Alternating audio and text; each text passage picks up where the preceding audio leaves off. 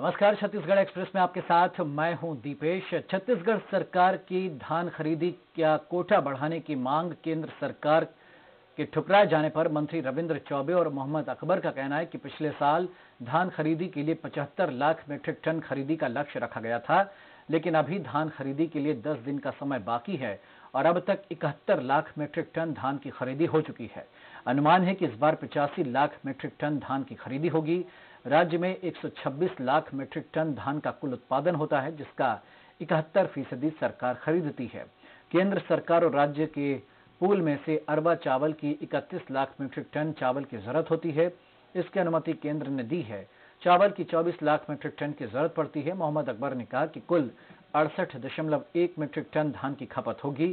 Cabinet में सरकार ने फैसला लिया कि 31 जनवरी तक जितना भी धान सोसाइटियों में आएगा पूरा खरीदा जाएगा। आपको बताएं कि मुख्यमंत्री भूपेश बघेल ने केंद्र सरकार को पत्र भेजकर सेंट्रल पूल का कोटा 24 लाख मीट्रिक टन से बढ़ाकर 32 लाख किए जाने की मांग की थी, लेकिन केंद्र की ओर से आए जवाब में इस मांग को ठुकराया गया है। धान के उपार्जन के बाद चावल की बचत होगी। हम लोग चाहते हैं कि जो राज्य का और केंद्र का पुल होता है, चावल की खरीदी उसके द्वारा किया जाए। अभी तक वहां से कोई सहमति जैसा कोई संकेत नहीं है, संभावना भी कम है। हम फिर से पत्र लिखने जा रहे हैं, लेकिन अगर ऐसा हुआ तो नान के माध्यम से चावल को हम ही उसको यूज करेंगे। छत्तीसगढ़ में भी सवर्ण आरक्षण को भूपेश सरकार की हरी झंडी मिल गई है। सरकार जल्द ही प्रदेश के 10% आर्थिक रूप से कमजोर सवर्णों को आरक्षण देने जा रही है। केंद्र सरकार के फैसले पर अमल अब राज्य सरकार भी करने जा रही है। सवर्ण आरक्षण पर भूपेश मंत्रिमंडल में अनौपचारिक चर्चा हो चुकी है, अब बस ऐलान होना बाकी है। कैबिनेट बैठक के बाद मंत्री रविंद्र चौबे ने कहा कि सरकार राज्य सरकार की भी केंद्र की तरह आर्थिक रूप से कमजोर सामान्य वर्ग के लोगों को आरक्षण देने के पक्ष में है और केंद्र सरकार के फैसले पर कांग्रेस ने भी अपना समर्थन दिया था। लिहाजा हमारे प्रदेश कांग्रेस प्रभारी पीएल पुनिया ने भी सवर्ण आरक्षण को लागू करने की बात कही है।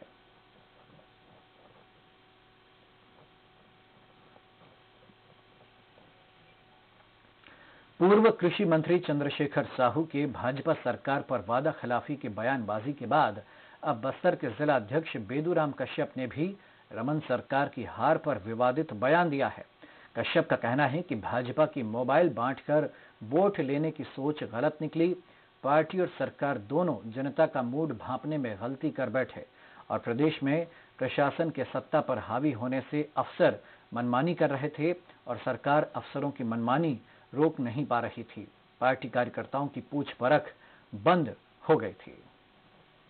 नहीं, व्यक्तिगत राय उनका है। हम सरकार जो निर्णय लिया सरकार के द्वारा उसको बांट लिया, तो निश्चित रूप से उनको बांटे और हार और जीत लगे रहता है। सरकार संगठन को बातचीत किए होंगे, सरकार ने अच्छा सोची होगी जनता के पास मोबाइल बांटने से फायदा होगा, लेकिन नहीं हो पाया।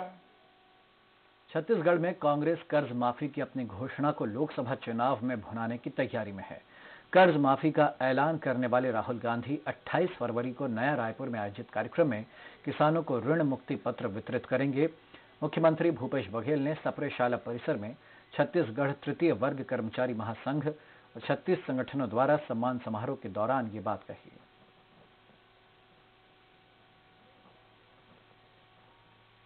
एक संवेदनशील मुख्यमंत्री और संवेदनशील फैसला ये लिया गया है कि छत्तीसगढ़ के मुख्यमंत्री के द्वारा एक अनुमान के मुताबिक सोना खान में करीब 2700 किलो सोने का भंडार है, लेकिन मुख्यमंत्री के इस निर्देश के बाद सोना खान में माइनिंग पर ब्रेक लगा दिया गया है। सोना खान में माइनिंग लीज की समीक्षा के निर्देश मुख्यमंत्री भूपेश बघेल ने दिए हैं। बैठक में इस बात के निर्देश दिए गए कि शहीद वीर नारायण की जन्मभूमि पर खनन की अनुमति देना बेहद चिंताजनक है। लिहाजा इस बात की समीक्षा की जाएगी कि किन परिस्थितियों में अमर शहीद की माटी की खुदाई का निर्णय लिया गया। मुख्यमंत्री के निर्देश के बाद अब विभागीय टीम इस बात की समीक्षा करेगी और फिर मुख्यमंत्री को सौंपे जाने वाली रिपोर्ट के बाद सरकार फैसला करेगी कि सोना खान में माइनिंग की जाए या नहीं।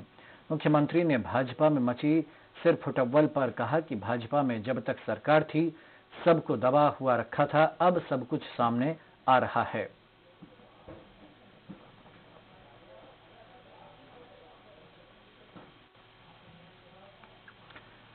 छत्तीसगढ़ में कांग्रेस सरकार के कैबिनेट मंत्री टीएस सिंहदेव ने कहा कि हमें भी राजनीति का कुछ अनुभव है, तभी तो हमने 3 घंटे में किसान कर्ज माफी का वादा पूरा किया। बीजेपी के बड़े नेता कह रहे थे कि कांग्रेस सरकार ने जो 10 दिनों में किसान कर्ज माफी का वादा किया है वो कैसे पूरा कर पाएगी, लेकिन हमने 3 घंटे में ही ये वादा पूरा किया। दरअसल टी सिंहदेव कैबिनेट मंत्री बनने के बाद सूरजपुर पहली बार पहुंचे थे और उनके साथ कैबिनेट मंत्री प्रेमसाय सिंह और प्रेमनगर विधायक पारसनाथ राजवाड़े भी थे।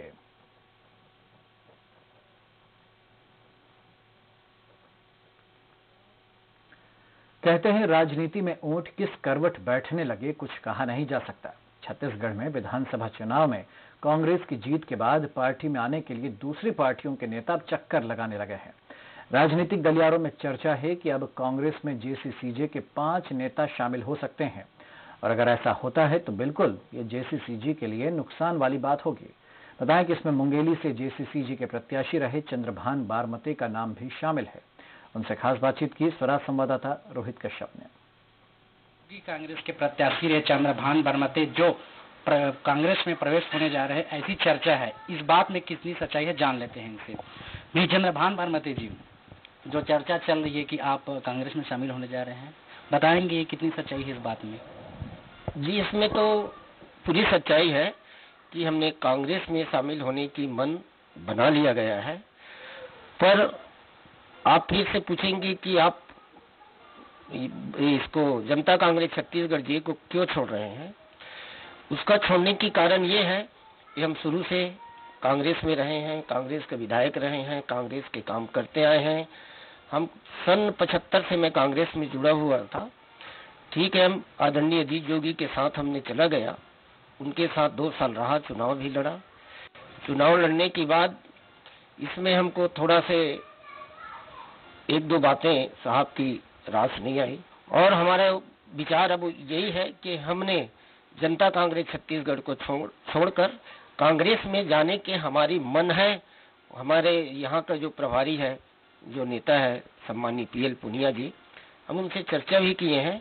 चर्चा के दौरान उन्होंने कहा है कि मैंने राहुल गांधी जी से बात कर लूं और हमारे मुख्यमंत्री जी हैं उनसे बात कर लूं, उसके बाद बताऊंगा। पर अभी तक हमको कोई ऐसे बातचीत नहीं हुआ है और हम चाहते हैं हमारे कांग्रेस में अगर हमको लेते हैं तो अच्छी बात है। हम कांग्रेस में अपना काम करने का हमारा विचार है, कोई पद लेने का कोई विचार नहीं है। पर मैं ये चाहता हूं अगर हमको कांग्रेस भी नहीं लेता है तो हमने जनता कांग्रेस छत्तीसगढ़ में जाके हम काम नहीं करेंगे। हम सामाजिक व्यक्ति अपनी सामाजिक काम करना शुरू कर देंगे। ये हमारे विचार है, मेरे खुद के विचार हैं। तो ये थे चंद्रभान बारमते जिन्होंने जोगी कांग्रेस का दामन छोड़ने का पूरा मन बना लिया है।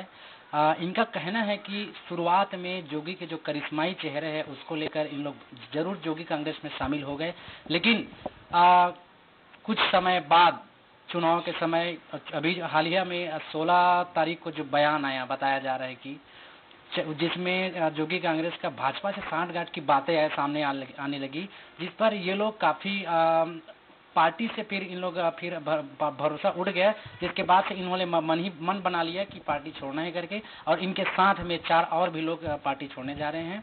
और रही बात कांग्रेस की, अगर कांग्रेस में अब जैसे इनको कहीं शामिल नहीं किया जाता है तो भी ये सामाजिक सेवा करते रहेंगे, ये इनका कहना है।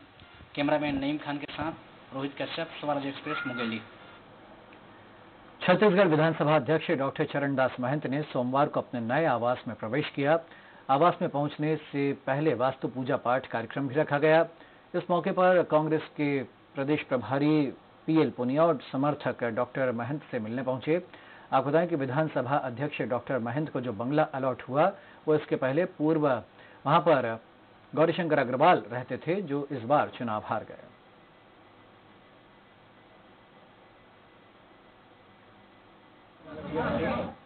रायगढ़ में छेरछेरा त्योहार के नाम पर रैली निकालने वाले कथित क्रांतिकारी सेना के लोगों ने कल रायगढ़ में न केवल भय और आतंक का माहौल बनाया बल्कि समाज में जहर घोलने का काम भी किया। क्रांतिकारी सेना के कार्यकर्ता धारदार हथियार लेकर प्रदर्शन करते रहे और पुलिस ने अब कड़ी कार्रवाई की चेतावनी दी और कई मामलों में एफआईआर भी दर्ज की गई है। वहीं क्रांति सेना के प्रदेश अध्यक्ष अमित बघेल ने इसे भाजपा की चाल बताई और कहा कि अब छत्तीसगढ़िया झूठे जाल में फंसने वाले नहीं हैं।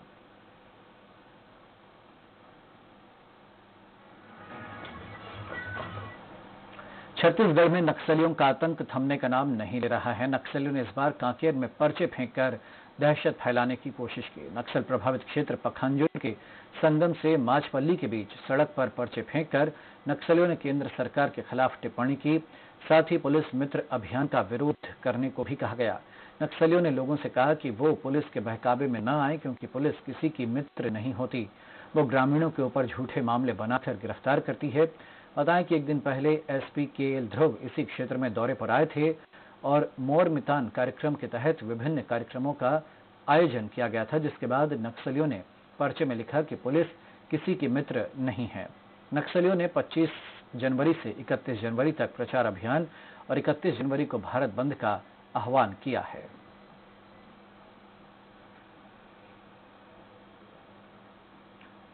मैलेवाड़ा ब्लास्ट में 7 सीआरपीएफ जवानों की हत्या में शामिल लक्ष्मण उर्फ पांडा को नक्सली और रायपुर पुलिस और सीआरपीएफ के दौरान गिरफ्तार किया। गिरफ्तार नक्सली कटे कल्याण एरिया कमेटी का सीएनएम अध्यक्ष भी है। पुलिस का कहना है कि पांडा नक्सली हत्या, लूट, ब्लास्ट जैसी कई बड़ी वारदातों में शामिल रहा है।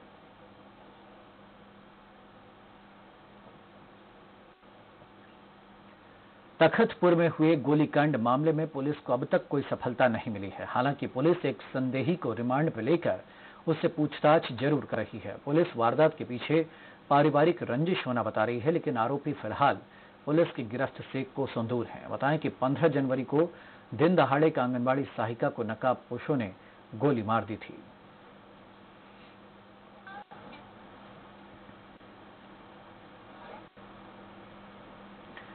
मस्तूरी में पुलिस ने मुखबिर की खबर पर कार्रवाई करते हुए एक घर से 53 किलो गांजा जब्त किया। साथ ही पुलिस ने आरोपी को भी गिरफ्तार किया है। बताया जा रहा है कि आरोपी ने गांजा बेचने के लिए घर में ही प्लास्टिक की बोरी में गांजा छिपा के रखा था। आरोपी गांजा तस्करी के आरोप में पहले भी गिरफ्तार हो चुका है।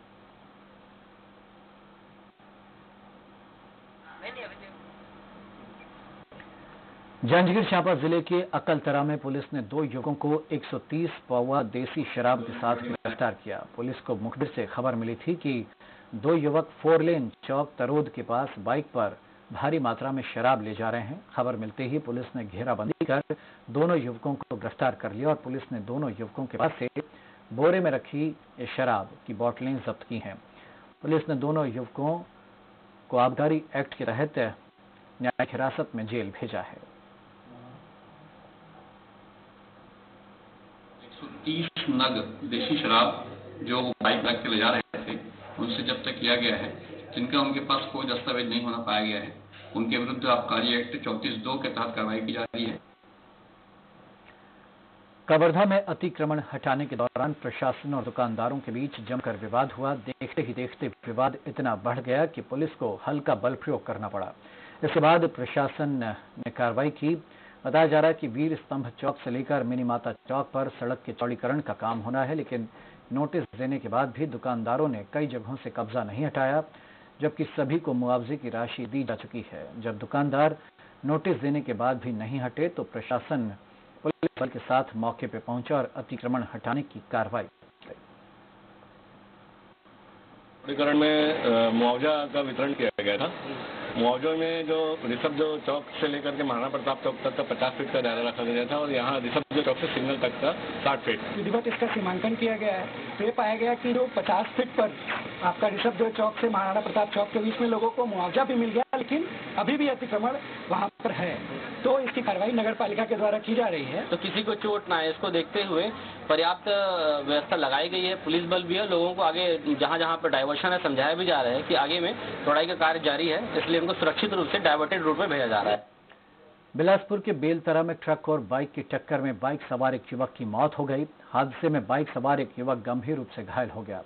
ट्रक चालक हादसे के बाद मौके से फरार हो गया। घायल को इलाज के लिए बिलासपुर रेफर किया गया। फिलहाल इस मामले में रतनपुर पुलिस जांच में जुटी है। रतनपुर तरफ से बेलतरा तरफ जा रहे थे और बेलतरा तरफ से एक ट्रक CG04 MJ 9524 का चालक तेज लापरवाही को चलाकर बाइक सवार के ऊपर ठोकर मार दिया, जिससे एक घायल है और एक को गंभीर रूप से घायल अवस्था में यहाँ से रवाना किए हैं। छत्तीसगढ़ में मिड डे मील में बच्चों को अब खाने को अंडा भी उनकी डाइट में शामिल किया जाएगा। मिड डे मील को लेकर छत्तीसगढ़ की भूपेश सरकार ने बड़ा फैसला लिया है और अब बच्चों को मिड डे मील में अंडा भी दिया जाएगा। दरअसल जांच के दौरान मिड डे मील में पोषक तत्व की कमी पाई गई थी। इसके बाद मिड डे मील में अंडे को शामिल करने का फैसला लिया गया। सरकार के इस फैसले का बीजेपी ने विरोध किया है। बीजेपी का कहना है कि सरकार शाकाहारी बच्चों को भूखा रखना चाहती है।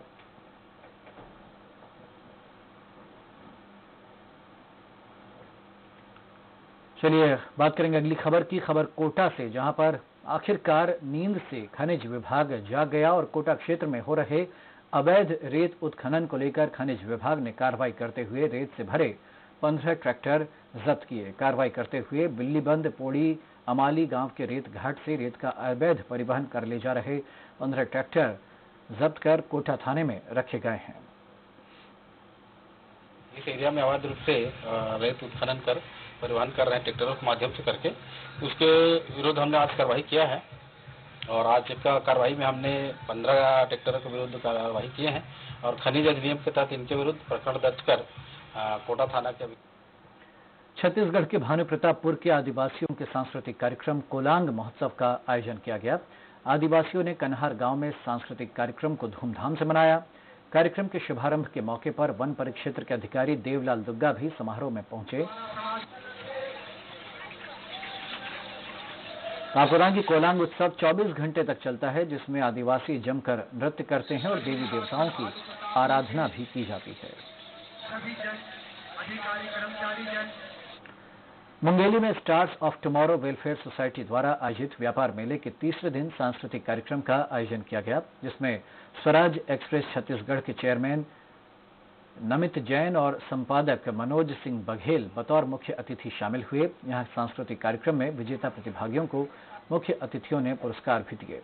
कार्यक्रम आयोजन समिति द्वारा मुख्य अतिथियों को स्मृति चिन्ह भेंट कर सम्मानित किया गया। कार्यक्रम में लोगों की उमड़ी भीड़ को देख मुख्य अतिथि नमित जैन ने कहा कि इस मेले को लेकर आयोजन समिति के अलावा शहर के आसपास के लोगों में भी काफी उत्साह देखा जा रहा है।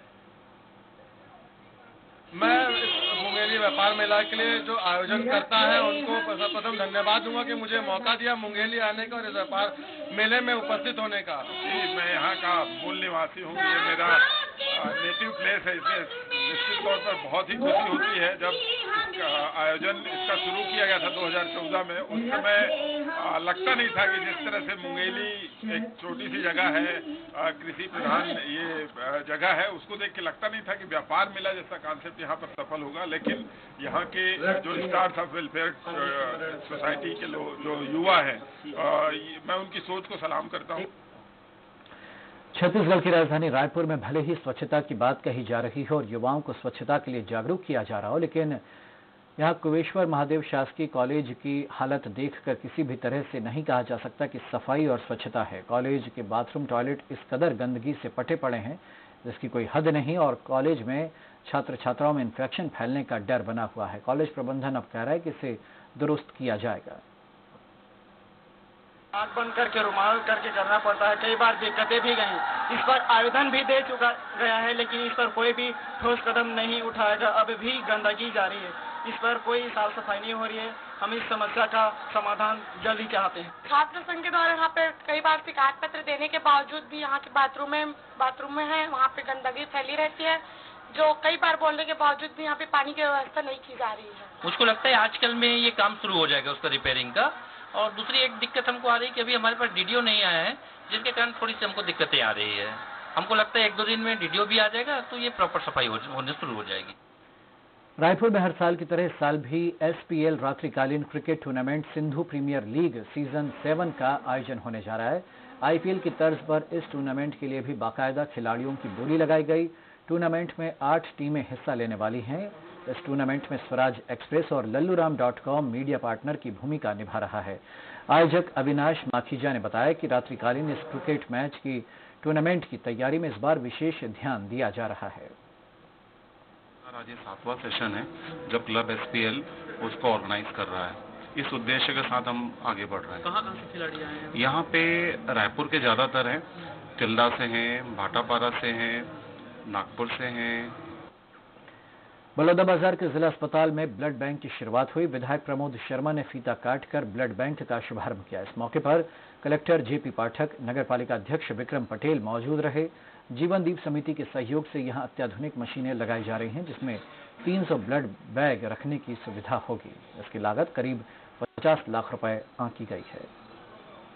माननीय मुख्यमंत्री आदरणीय भूपेश बघेल जी, स्वास्थ्य मंत्री श्री टी.एस. जयदेव जी एवं मेरे विधायक मेरे मित्र प्रमोद शर्मा के अथक प्रयास से आज बलौदाबाजार में ब्लड बैंक का उद्घाटन हुआ और इन्हीं से प्रेरणा लेकर मैंने आज यहाँ बलौदाबाजार ब्लड बैंक में प्रथम ब्लड डोनेट किया।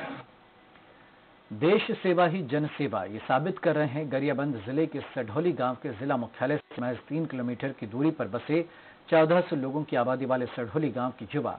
हर एक घर से एक युवा, दूसरा या तीसरा युवा सेना की वर्दी पहने हुए है। इस गांव के युवाओं में पुलिस और आर्मी में देश की सेवा करने का जुनून इस कदर छाया हुआ है कि वे कड़ी मेहनत कर देश सेवा में जाना पसंद करते हैं, फिर चाहे वे पुलिस में जाएं या फिर सेना में। माता पिता भी यही कोशिश करते हैं कि उनके बेटे सेना या पुलिस का हिस्सा बने। ये सब में है। मेरे पिताजी स्टेट पुलिस में थे और मेरा भाई जो शहीद हुआ कीर्ति चक्र जिसको मिला सीआरपीएफ कमांडो था, उनको मैं अपना आदर्श मानते हुए मैं जो है इसी विभाग में आगे बढ़ा। बेटा भी खोया हूँ, लेकिन सब देश की सेवा में लगे हैं। कैसा महसूस होता है, कितना गर्व होता है? अब देश की सेवा कर रहे हैं सब। प्रेरित करते हैं जाओ करके, यहाँ तक कि मेरे बच्चे ना मैं स्वयं असफल हो गए, लेकिन पुलिस में भेजा, बाद में शिक्षा कर्मी गए वो लोग। रायगढ़ के तमनार में T20 क्रिकेट प्रतियोगिता का समापन हुआ। फाइनल मैच कोटपाली और रायगढ़ के बीच खेला गया, जिसमें कोटपाली की टीम ने जीत हासिल की। विजेता टीम को 51,000 की राशि मिली।